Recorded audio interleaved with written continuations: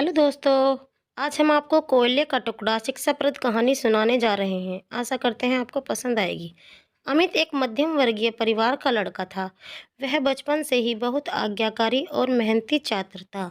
लेकिन जब से उसने कॉलेज में दाखिला लिया था, उसका व्यवहार बदलने लगा था। अब ना तो वो पहले की तरह मेहनत करता था और ना ही अपने माँ बाप की सुनता था। यहाँ तक कि वो घरवालों से झूठ बोलकर पैसे भी लेने लगा था। उसका बदला हुआ आचरण सभी के लिए चिंता का विषय था। जब इसकी वजह जानने की कोशिश की गई तो पता चला कि अमित बुरी संगति में पड़ गया है।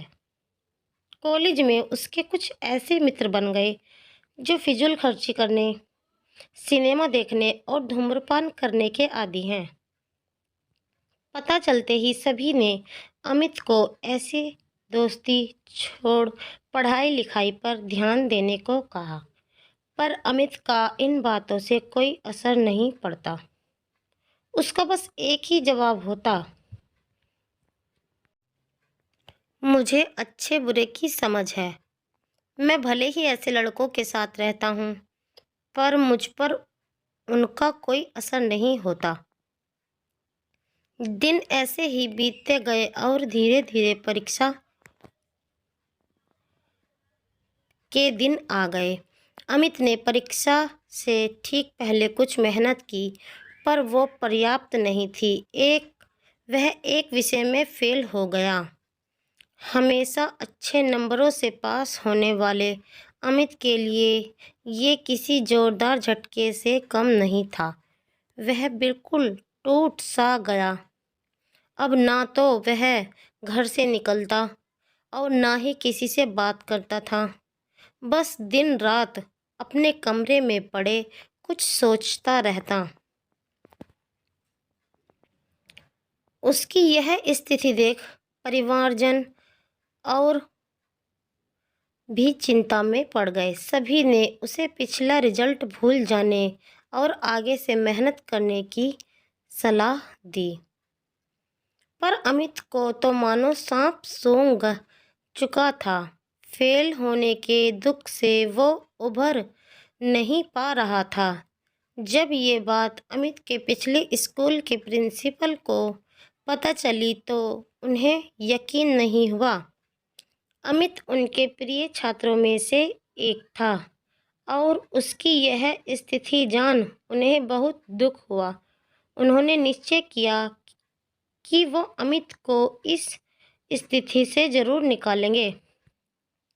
इसी परियोजना से उन्होंने एक दिन अमित को अपने घर बुलाया। प्रिंसिपल साहब बाहर बैठे अंगीठी ताप रहे थे। अमित उनके बगल में बैठ गया। अमित बिल्कुल चुपचाप था और प्रिंसिपल साहब से कुछ नहीं बोल रहे थे। 10-15 मिनट ऐसे ही बीत गए पर किसी ने एक शब्द नहीं कहा। फिर अचानक प्रिंसिपल साहब उठे और चिमटे से कोयले के एक धधकते टुकड़े को निकाल मिट्टी में डाल दिया। वह टुकड़ा कुछ देर तो गर्मी देता रहा, पर अंततः ठंडा पड़ बुझ गया। यह देख अमित कुछ उत्सुक हुआ और बोला, प्रिंसिपल साहब, आपने उस टुकड़े को मिट्टी में क्यों डाल दिया? ऐसे तो वो बेकार हो गया। अगर आप उसे अंगीठी में ही रहने देते तो अन्य टुकड़ों की तरह वो भी गर्मी देने के काम आता। प्रिंसिपल साहब मुस्कुराए और बोले, बेटा, कुछ देर अंगीठी में बाहर रहने से वो टुकड़ा बेकार नहीं हुआ। लो, मैं उसे दोबारा अंगीठी में डाल देता हूँ। और ऐसा कहते हुए उन्होंने टुकड़ा अंगीठी में डाल दिया। अंगीठी में जाते ही वह टुकड़ा वापस धधक कर जलने लगा और पुनः गर्मी प्रदान करने लगा। कुछ समझे अमित? प्रिंसिपल साहब बोले, तुम उस कोयले के टुकड़े के समान ही तो हो। पहले जब तुम अच्छी संगति में रहते थे, मेहनत करते थे, माता पिता का कहना मानते थे तो अच्छे नंबरों से पास होते थे। पर जैसे ही वो टुकड़ा कुछ देर के लिए मिट्टी में चला गया और बुझ गया, तुम भी गलत संगति में पड़ गए और परिणाम स्वरूप फेल हो गए। पर यहाँ जरूरी बात यह है कि एक बार फेल होने से तुम्हारे अंदर के वो सारे गुण समाप्त नहीं हो गए। जैसे कोयले का वो टुकड़ा कुछ देर मिट्टी में पड़े होने के बावजूद बेकार नहीं हुआ और अंगीठी में वापस डालने पर धधक कर जल उठा, ठीक उसी तरह तुम भी वापस अच्छी संगति में जाकर मेहनत कर एक बार फिर मेधावी छात्रों की श्रेणी में आ सकते हो। याद रखो, मनुष्य ईश्वर की बनाई सर्वश्रेष्ठ कृति है। उसके अंदर बड़ी से बड़ी हार को भी जीत में बदलने की ताकत है। उस ताकत को पहचानो, उसकी दी हुई असीम शक्तियों का प्रयोग करो और इस जीवन को सार्थक बनाओ। अमित समझ चुका था कि उसे क्या करना है।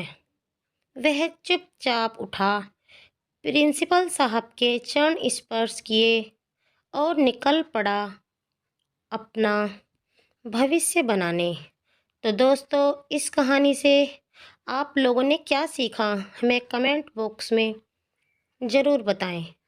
और अगर आपको ये कहानी थोड़ी सी भी पसंद आई हो तो चैनल को लाइक सब्सक्राइब कर बेल नोटिफिकेशन ऑन करें, ताकि ऐसी ही अच्छी अच्छी कहानियाँ आपके लिए लाते रहें।